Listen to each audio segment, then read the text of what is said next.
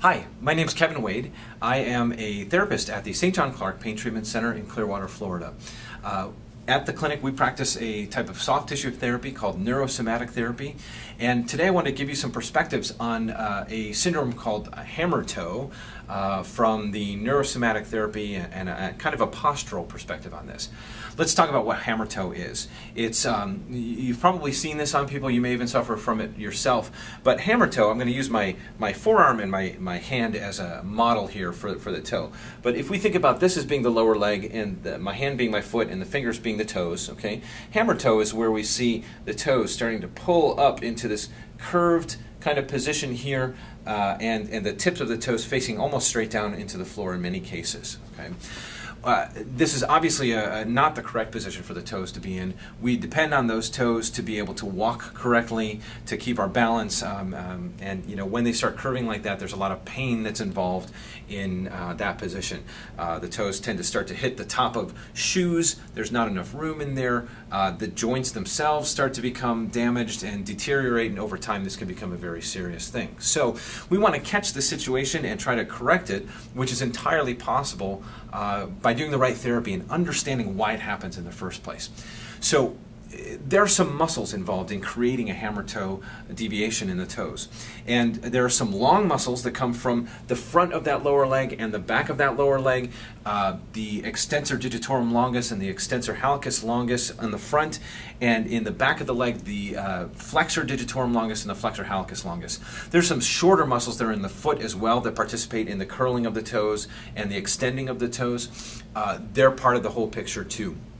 But what happens is that on both sides of the lower leg, the extensor muscles and the flexor muscles tend to get into a very contracted kind of position, which first causes the toes to start to pull upward into an extension, and then these flexor muscles back here that attach all the way out at the end of the toes start to pull the ends of the toes in and cause the toes to be in this kind of very curled kind of position like that. So we've got tightness on both sides that just really shrinks those toes in.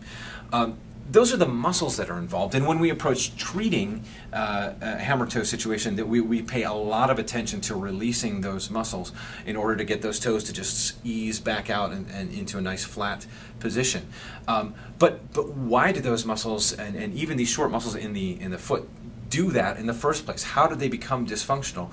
And that is a postural issue for most people. We hear stories about deviated toes and things like that coming from shoes that fit too tightly, that are kind of smashing the toes and putting it into a bad position. Bunions is another reason why that kind of thing can happen. We hear about that with shoes, with footwear.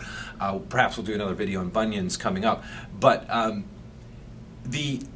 the overall more powerful kind of force that creates this deviation in the toes is going to be the way your feet are bearing the weight of your entire body, okay? So these two little things down here carry all of that weight right on them, and where that weight goes through the foot is super important in terms of how our foot is working, not only for the toes here, but the arches and the ankle joint itself. So one of the things that is really important to look at for yourself if you are having some issues with hammer toes, or you know somebody who is where that weight is coming forward. So when we look at the body from the side here, one of the things that we assess in our postural measurements is where the body is residing in this kind of from a coronal view here in the mid-sagittal plane.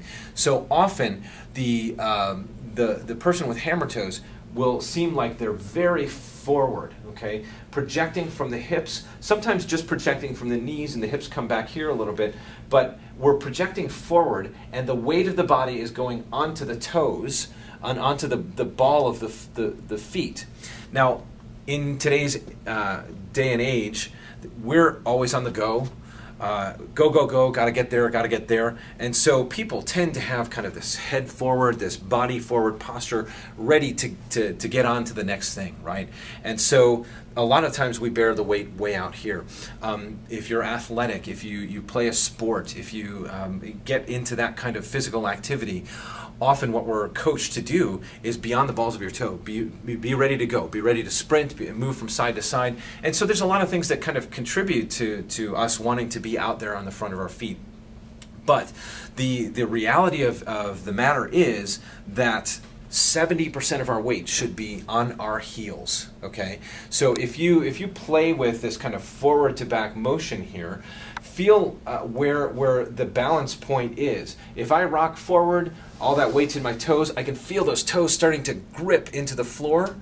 If I rock back onto my heels, I feel the long bones in my leg all lining up and that weight coming straight down into the heels, okay? So 70% of the heels, only 30% should be on the feet. Now, let's take a look at that posture a little bit more closely and how movement in the body can help you to start to correct some of the hammer-toe issues. So let's look at this posture a little bit more closely and the movements that happen that contribute to the hammer-toes forming. All right. So as I said a moment ago, this projection forward is what we'll be looking for in terms of evaluating your own hammer-toe or somebody you might be looking at to help them figure it out. So I'm going to turn to the side here, and what we want to look at is really the span of the leg from the ankle to the knee is the important part here, okay? So if you see that knee starting to come out in front of the ankle, right, now we start to be concerned about a hammer-toe situation. It may be that the knee comes forward and the pelvis goes backwards a little bit, which isn't quite as bad as if the knees come forward and the pelvis is coming forward too. If you just try this right now, you'll feel all of this weight shift into the front of your foot and into your toes, okay? But the reality of it is that, like I said, 60–70% of the weight should be back on the heels. The hip should be right above the knee, which should be right above the ankle, okay? And that's where your big bones and these big supporting structures really balance this weight the best.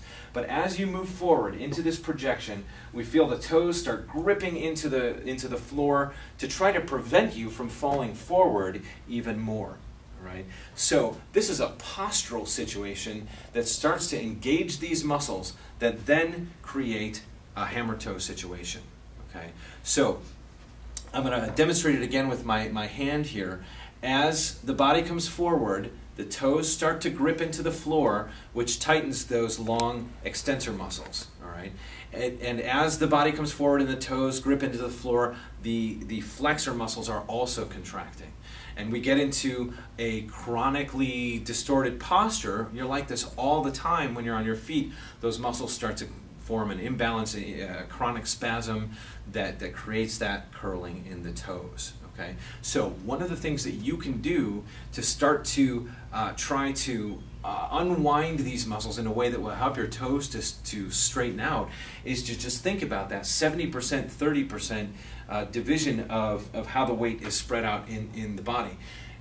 This may not be as easy as it sounds, because if my pelvis goes forward, okay, and I'm out on the front of my foot, what generally happens is the torso wants to counterbalance towards the back. Okay, and then usually the head will come forward here. So I'm kind of exaggerating this, but pelvis forward, shoulders back, head forward here. So we call it a K pattern because of the formation of the head and the pelvis. But if I just say go back onto the heels and you rock your hips back, now my shoulders are way back here and I'm feeling like I'm falling over backwards. Okay. That's one reason that you feel like that imbalance happens. The other reason is that your nervous system has become attuned to being out here, okay, on your toes. This is the normal kind of balance point for your nervous system, and when you change that, you feel a little bit off balance. That situation can change, but if you're going to try to correct this yourself, what you have to think about is not only as the pelvis comes back over the ankles, we also have to extend up out of the spine. Okay, extend up out of the spine so that the shoulders actually come back forward and over the hips, right? And they're not hanging out behind that center of gravity. Now, a lot of times people use the example of being suspended by a string to get that length kind of feeling.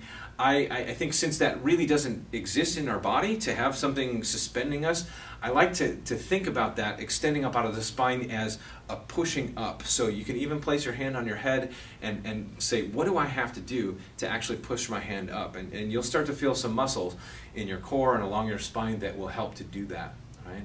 But the key here is correcting posture, removing the forces that cause those toes to curl and those muscles to get into a chronically spasmed kind of state in the first place. So correcting the posture, which you can start to work on at home and repattern things. You may also need some treatment to get into some of these deep layers in the leg and release the muscles that are very stubbornly in a spasm.